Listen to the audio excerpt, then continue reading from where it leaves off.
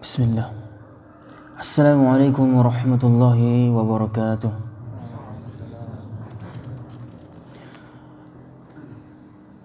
Alhamdulillahi rabbil alamin.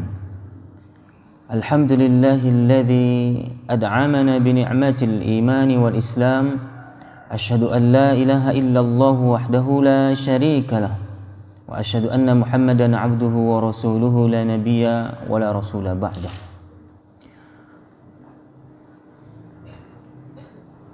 Kaum muslimin, kaum muslimat yang dirahmati Allah Subhanahu wa taala, sama-sama kita kembali dipertemukan oleh Allah Subhanahu wa taala dalam rumahnya.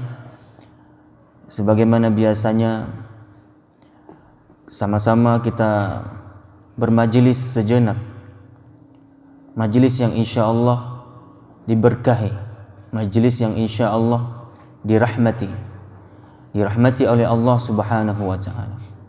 Majelis yang penuh dengan keberkahan yang akan Allah berikan kepada siapapun yang berada di dalam majelis itu. Majelis yang nantinya akan membuat siapa saja orang-orang yang di dalamnya akan memperoleh rahmah dari Allah Subhanahu wa taala. Rahmat di mana nantinya Allah akan memasuki hamba-hambanya itu ke dalam surga yang penuh dengan kenikmatan. Majelis yang insya Allah akan membawa cahaya bagi siapa yang mau berada dalam majelis tersebut. Majelis itu adalah majelis ilmu, karena ilmu itu adalah cahaya. Ilmu itu adalah cahaya. Cahaya yang nantinya akan menyinari cahaya yang nantinya akan menerangi kegelapan-kegelapan, kegelapan dunia dan kegelapan akhirat. Majelis di mana kita akan mendapatkan keampunan dari Allah Subhanahu wa taala, dan majelis di mana makhluk-makhluk Allah yang ada di muka bumi dan bahkan yang ada di langit berselawat, berdoa kepada Allah untuk orang-orang yang berada dalam majelis tersebut. Bahkan dalam sebuah riwayat Rasulullah pernah menyampaikan, inna li talabil ilm la yastaghfirullahu lahu kulla syai. Sesungguhnya bagi orang-orang yang berada dalam majelis ilmu, sesungguhnya orang-orang yang berada dalam talabul ilmi, dalam suasana menuntut ilmu, maka apa kata Rasulullah? Sungguh Allah akan memberi ampunan untuknya. Dari mana? Dari setiap makhluk-makhluk Allah yang berdoa kepada Allah untuk orang yang belajar agama.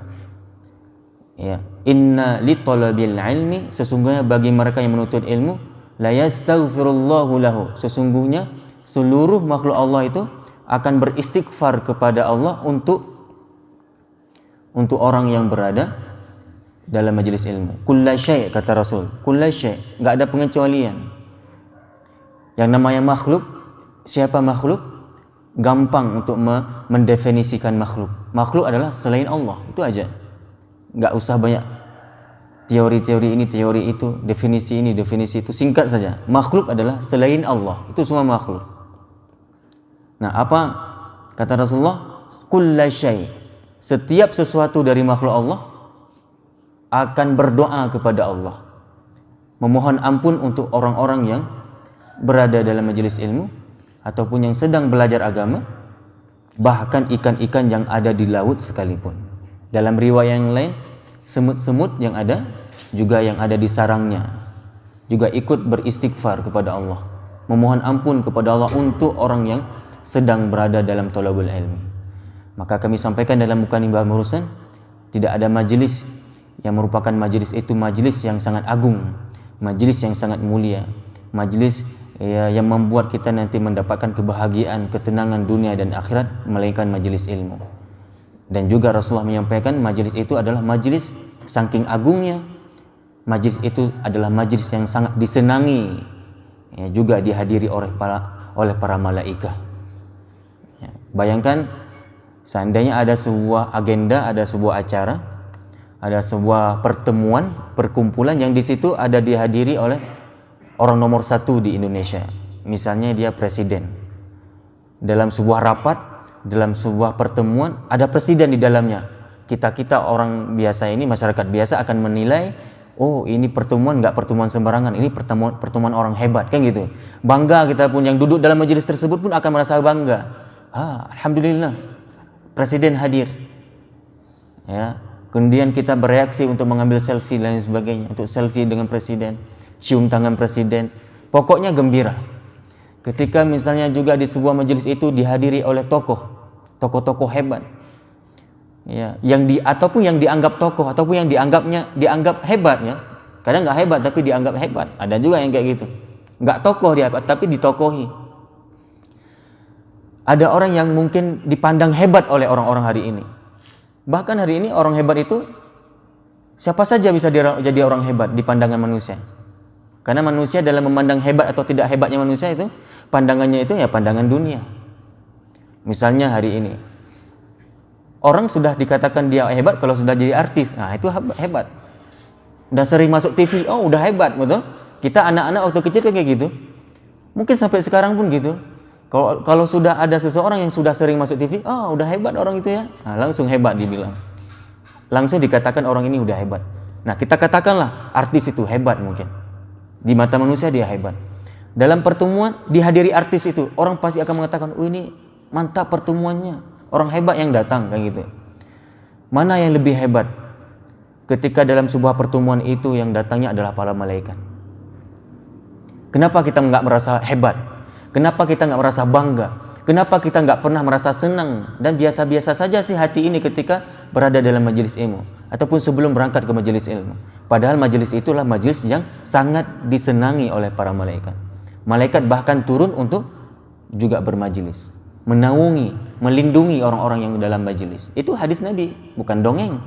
Itu bukan perkataan para ulama, itu bukan perkataan manusia biasa, itu perkataan baginda Rasul, ya, sallallahu alaihi wasallam, Habibullah, kekasih Allah, yang mana beliau kalau berkata ma yantiqu anil hawa.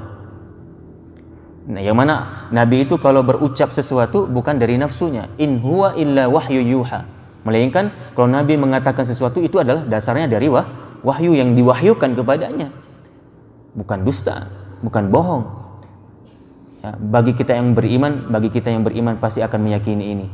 Bahkan majelis insyaallah yang sedang kita adakan sekarang ini, inilah majelis yang sedang ada malaikat ikut menyaksikan kajian kita, ikut juga merahmati kita dan berselawat kepada Allah, ya, dan memohon kepada Allah. Memohon apa? Memohon rahmat dan keampunan untuk orang-orang yang sedang bermajelis itu. Hadisnya sahih. Jadi berbahagialah kita yang hatinya terpaut dengan majelis ilmu. Berbahagia. Kenapa? Kita setiap harinya mendapatkan naungan, perlindungan dari malaikat lewat perintah Allah Subhanahu wa taala. Kita akan mendapatkan doa-doa para malaikat yang mustajab. Mungkin kenapa hari ini kita ataupun kita bisa bayangkan, kita bisa renungi, ya. Terkadang doa-doa yang kita panjatkan itu belum tentu Allah kabulkan. Ketika Allah kabulkan, itu kita harus tahu terkadang bukan karena doa kita Allah mengabulkan, namun lewat doa malaikat, lewat doa anak-anak kecil, lewat doa anak yatim, lewat doa orang-orang lemah, lewat doa saudara-saudara kita yang soleh, dibantu oleh saudara-saudara kita, termasuk malaikat. Malaikat kalau berdoa mustajabah insyaallah. Kenapa? Karena syarat untuk dikabulkan doa tidak bermaksiat. Nah, malaikat tidak pernah bermaksiat kepada Allah. La ya'sunallaha ma amarahum wa yaf'aluna ma yu'marun. Malaikat itu adalah tidak pernah bermaksiat kepada Allah. Kalau Allah perintahkan sesuatu, dia taat tunduk mengerjakannya. Beda dengan kita. Beda dengan kita. Banyak maksiatnya daripada taatnya. Dari itu bersyukur kita kepada Allah. Kemudian berbahagia kita ketika Rasulullah menyampaikan berita gembira ini kepada umatnya, kepada siapa saja yang bermajelis ilmu, Allah akan berikan rahmat, Allah akan berikan ketenangan, sakinah, Allah akan berikan mereka naungan malaikat, dan mereka akan mendapatkan keampunan. Allah akan menyebut-nyebut orang itu karena kebanggaannya, karena Allah senang, pasti Allah sebut-sebut hamba-hamba yang sering bermajelis ilmu. Dan makanya sudah cukup bagi kita, ya, bahwa yang namanya ilmu itu akan membawa kebahagiaan, bahasa umumnya berarti akan membawa kebahagiaan dunia dan akhirat. Maka Imam Asy-Syafi'i rahimahullah pernah berkata, walaupun perkataan ini pernah ataupun sering bahkan disampaikan oleh orang-orang tertentu, penceramah, para khutbah, para asatidzah, ya, para kiai, para tungku, yang mana ini dikatakan adalah bahagian daripada hadis Nabi. Apa itu? Man aradad dunya fa'alaihi bil ilmi. Ya, ini banyak orang mengatakan bahwa ini hadis, padahal ini bukan hadis.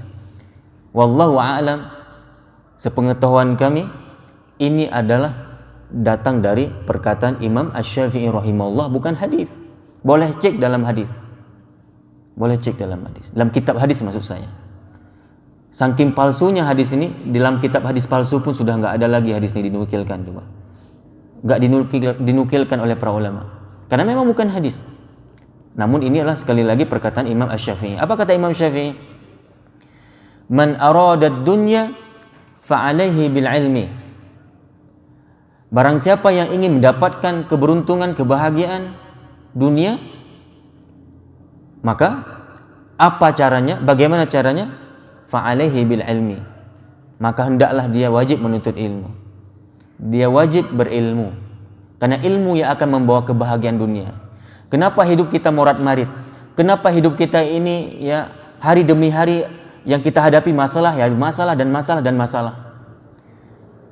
Di mana-mana kita menghadapi masalah, konflik ini, konflik itu. Kenapa seakan-akan dunia ini jadi ya sempit? Ini masalahnya adalah kita tidak jalani kehidupan ini dengan ilmu. Maka seakan-akan kemana gelap, masuk rumah gelap, ya di jalan gelap, di perkantoran gelap, di persekolahan gelap, ada kegelapan. Ya, di pasar-pasar ada kegelapan, di pantai-pantai ada gelapnya. Gelap di sini apa? Ada maksiatnya. Ada keributan, kekacauan, kerusakan-kerusakan. Ini apa penyebabnya? Karena sedikitnya cahaya. Maka gelap tidak ada yang menyinarinya. Ya ini. Jadi ilmu itu cahaya, dan kalau ingin bahagia di dunia maka dengan ilmu.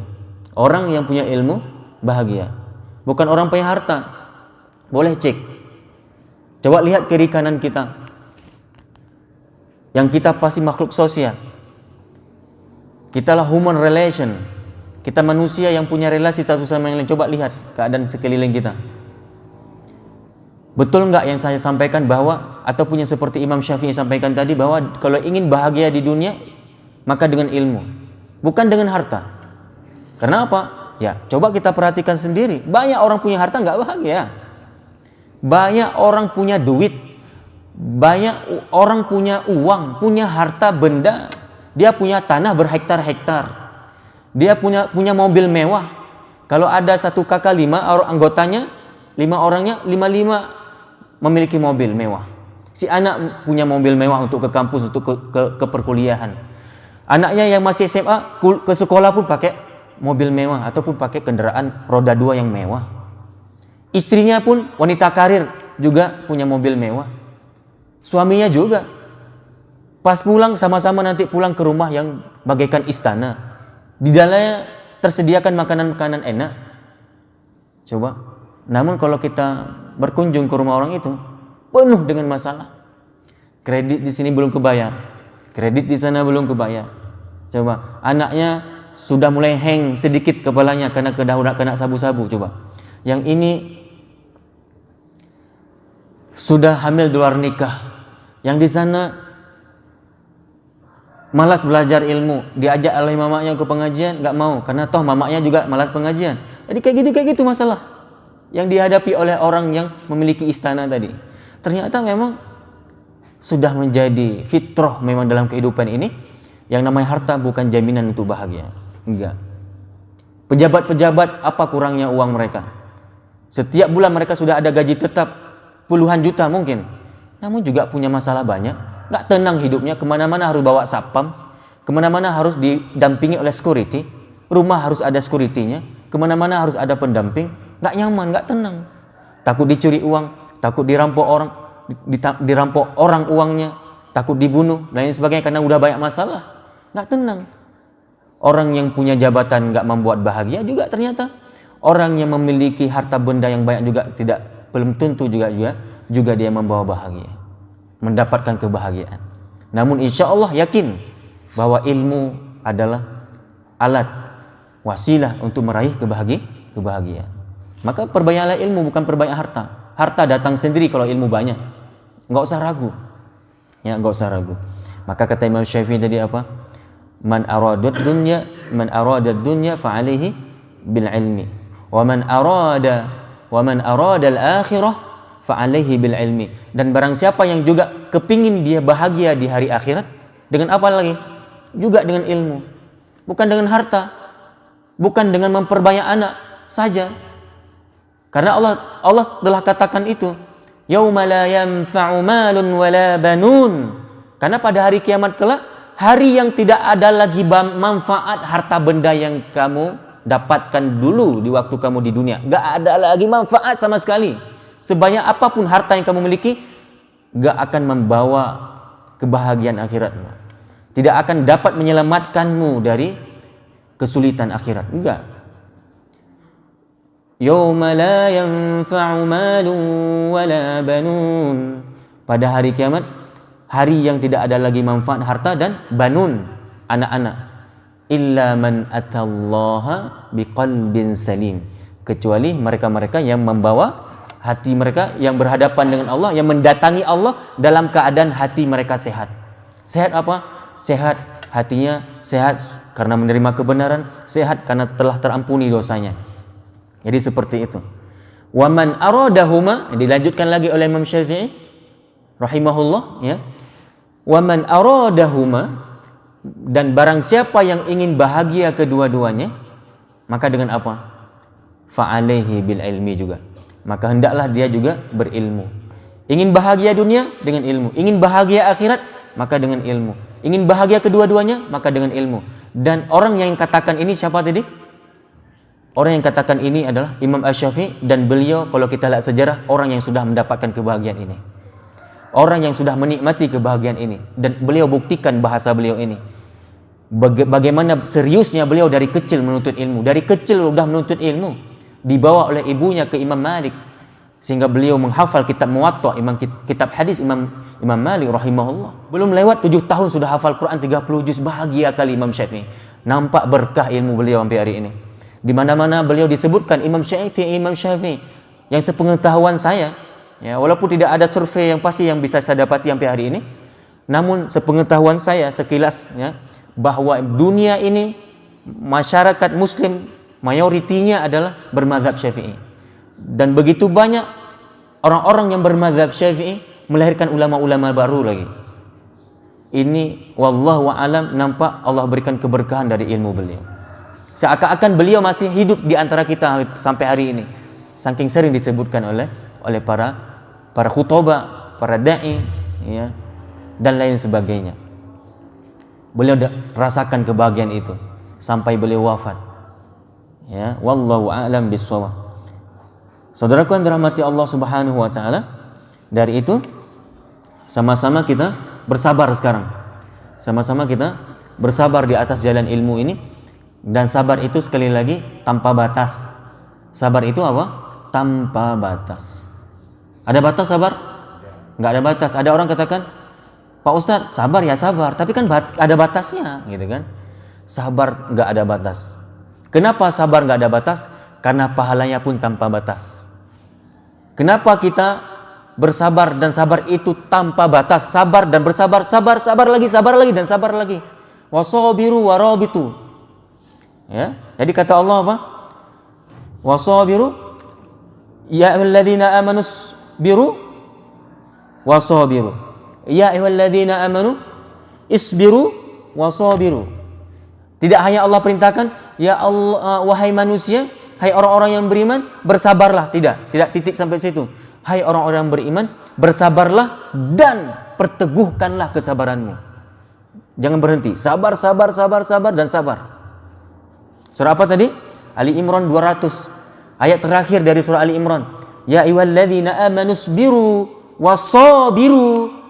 Apa maknanya? Hai orang-orang yang beriman, bersabarlah kalian dan teguhkanlah kesabaranmu sampai akhir tanpa ada batas. Jadi bersabar. Kenapa kita harus bersabar dan sabar itu tanpa batas? Karena pahala yang Allah sediakan bagi mereka yang bersabar pun juga tanpa batas. Innama yuwaffas sabiruna ajrahum bighairi hisab. Apa kata Allah? Hanya orang-orang yang bersabarlah yang nanti mereka akan mendapatkan pahala yang sangat sempurna, yang mana dia akan mendapatkannya tanpa batas. Surah apa? Az-Zumar ayat 10. Az-Zumar ayat 10. Innama yuwaffas sabiruna ajrahum bighairi hisab. Yang mana mereka nanti orang-orang bersabar, Allah akan sediakan pahala tanpa ada hisab, tanpa ada batasan. Begitu besar Allah akan berikan pahala bagi mereka yang bersabar. Nah, makanya sama-sama kita pahami bahwa hidup ini perjuangan, hidup ini penuh dengan tantangan. Karena perjuangan dengan tantangan, perjuangan dengan cobaan, perjuangan dengan rintangan, perjuangan dengan kesulitan, perjuangan dengan yang namanya tadi bisa juga dibahasakan ujian-ujian, itu semua adalah diibaratkan bagaikan adik kakak, adik abang yang nggak bisa dipisahkan. Kalau ingin berjuang, siap-siap menghadapi tantangan, nggak bisa dipisahin. Begitulah yang telah dipraktekkan oleh para ulama, para anbiya, maksud saya, para nabi. Para nabi itu coba hidupnya selalu dalam kondisi seperti barusan. Ada tantangannya. Musa ada Fir'aun, Ibrahim ada Namrudnya, Musa juga nanti ada Qarun. Adam dulu kan ada iblis. Coba. Habil ada Qabil. Mana nabi yang santai-santai aja hidupnya? Ada? Enggak ada. Semua punya ini. Kita banyak syaitan jin, syaitan manusia, dan bahkan musuh yang paling besar mungkin setelah syaitan siapa? Diri kita sendiri. Maka kita harus bermusuhan dengan diri kita sendiri. Harus kita jadikan diri kita ini musuh. Di saat diri kita ini sudah nggak taat, itu musuh bagi diri kita. Harus bermusuhan kita dengan diri kita. Ketika kita masih malas sholat subuh, harus bermusuhan. Ketika kita masih belum mampu meninggalkan maksiat, kita harus menjadikan diri kita musuh. Bagaimana musuh? Ya pukul dia, bunuh dia, bunuh nafsu kita. Insya Allah kita akan menjadi orang yang selamat. Saudaraku yang dirahmati Allah Subhanahu wa Ta'ala, dari itu mari sama-sama ya kita jadikan diri kita betul-betul hamba yang taat kepadanya dan jalankan ketaatan ini dengan kesabaran. Semoga nanti Allah akan memberikan balasan yang setimpal, balasan yang memang sebagaimana Allah telah janjikan kepada kita, yaitu yang kepada kita yang bersabar, ajruhum bighairi hisab. Yang mana ajrahum, mereka akan mendapatkan ajrahum bighairi hisab, pahala, imbalan, balasan yang tidak ada batasnya. Wallahu a'lam bishawab. Ini dulu yang dapat kami bahas pada kesempatan kali ini dalam kajian subuh yang singkat ini. Mudah-mudahan apa yang kami sampaikan ini membawa manfaat bagi kita semuanya, dan kita padai dengan doa kafaratul majlis. Subhanakallahumma wa bihamdika asyhadu an la ilaha illa anta astaghfiruka wa atubu ilaik. Wassalamualaikum warahmatullahi wabarakatuh.